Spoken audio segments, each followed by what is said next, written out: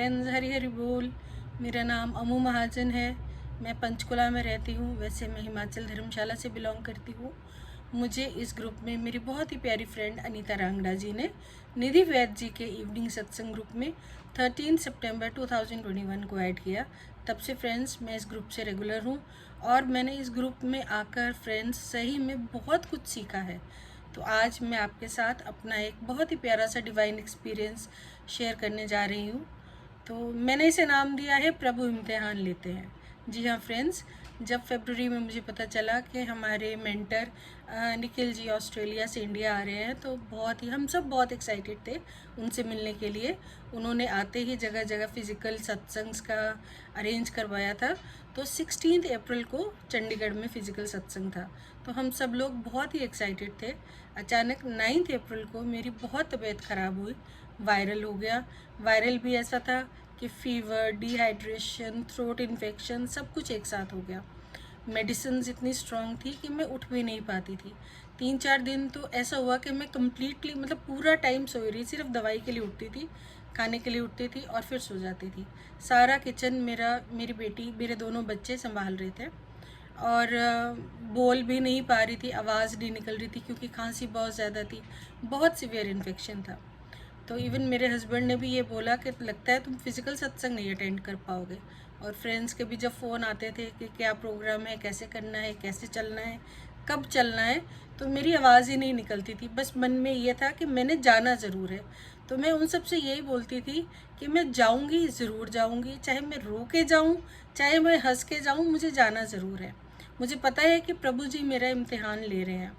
तो फ्रेंड्स, इन दिनों में निखिल जी ने बहुत अच्छा कहा था, हमें दुख क्यों आते हैं, हमें दुख आते हैं, ये भी हमारी डिवोशन बढ़ाते हैं।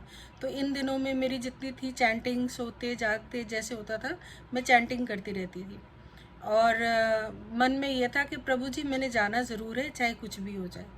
तो 9 को मेरे को फ़ीवर हुआ बहुत ज़्यादा और 14 की रात को फ्रेंड्स बहुत तेज़ फ़ीवर, वॉमिटिंग, बहुत दवाइयाँ भी ली मैंने और मैं सो गई। बस सोते हुए मैं यही प्रेयर करती रही कि प्रभु जी जैसे भी है आप मुझे ठीक कर दीजिए, मुझे पता है आप मुझे ठीक कर देंगे। मैं तो करने कराने वाली कुछ नहीं हूँ, मैं तो निमित्त मात्र हूँ, जो कुछ करोगे आप करोगे, ये मुझे पता था। फ्रेंड्स, अगर मैं पहले वाली अमू होती इस ग्रुप को ज्वाइन करने से पहले, तो मेरे मन में बहुत नेगेटिविटी आ जाती, डिप्रेशन में भी मैं चली जाती कि मुझे तो जाना था, मेरे साथ ऐसा क्यों हो गया। लेकिन मुझे इतना इस बार कॉन्फिडेंस था, कुछ नहीं होगा, मेरे साथ सब ठीक होगा और प्रभु जी खुद मुझे पहुंचाएंगे।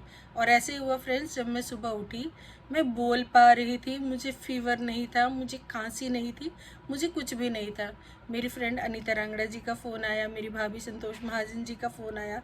जब सबने मुझसे बात की तो सब हैरान थे कि मैं बोल पा रही हूँ बहुत अच्छी तरह से और मुझे कोई वीकनेस नहीं थी। इवन हस्बैंड ने भी जब देखा, मैंने पूरा किचन का भी काम किया, सब कुछ किया, मुझे कुछ नहीं था और मैं बहुत खुश थी। मुझे पता था ये सब कुछ प्रभु मेरा एग्ज़ाम ही ले रहे थे। तो फ्रेंड्स, इस चीज़ से मैंने ये सीखा है कि हम पे जितने भी कष्ट आए, दुख आए, हमें कभी भी विचलित नहीं होना है, हमें संभाव में रहना है। जैसे इस गोलोक एक्सप्रेस को ज्वाइन करने से पहले मैं डिप्रेशन में चली जाती थी कि मेरे साथ ही ऐसा क्यों हुआ, पर नहीं, अब समझ में आया हमें कुछ नहीं, हम तो कुछ भी नहीं है, हम तो निमित्त मात्र हैं, हम तो कुछ नहीं करते हैं, सब कुछ करने कराने वाले प्रभु जी हैं। हमें सब कुछ उन पे छोड़ना है, तभी प्रभु जी अपने आप ही हमारा मार्ग, हमें उस रास्ते तक, उस जगह तक हमें प्रभु जी खुद ही हाथ पकड़ के लेके जाएंगे। तो मैं इतना ही कहना चाहती हूँ, हरी हरी बोल, हरी हरी बोल। ना शस्त्र पे, ना शास्त्र पे, ना धन पे, ना ही किसी युक्ति पे, हे प्रभु मेरा तो जीवन आश्रित है केवल और केवल आपकी कृपा शक्ति पे।